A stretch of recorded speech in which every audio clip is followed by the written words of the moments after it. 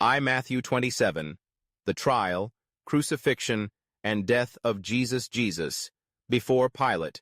Matthew 27, 1-2, 11-14.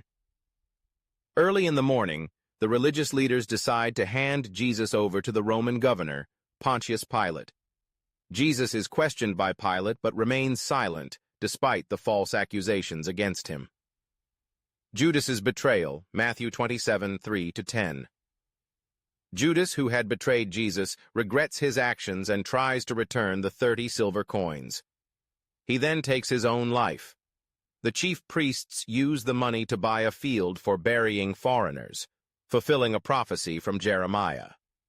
Jesus' crucifixion, Matthew 27, 15-30.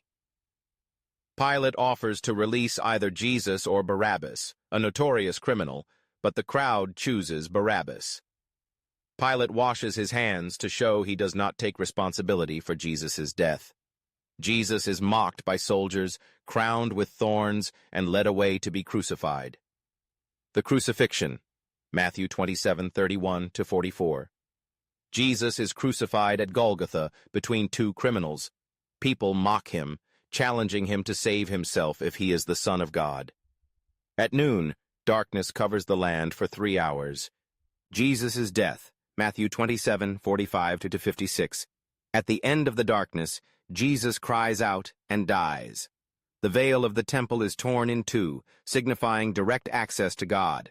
Earthquakes occur, and tombs break open, with some saints resurrected. The centurion and others acknowledge Jesus as the Son of God. The burial of Jesus, Matthew 27, 57-61. A wealthy disciple named Joseph of Arimathea requests Jesus' body from Pilate and places it in his own tomb. Mary Magdalene and the other Mary witness the burial. The guard at the tomb, Matthew 27, 62-66.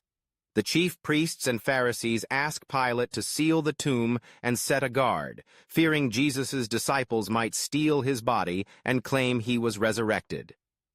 Matthew 28, the Resurrection and Great Commission. The resurrection of Jesus, Matthew 28, 1-10.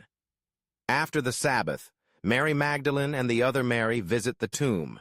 An earthquake occurs, and an angel descends to roll away the stone.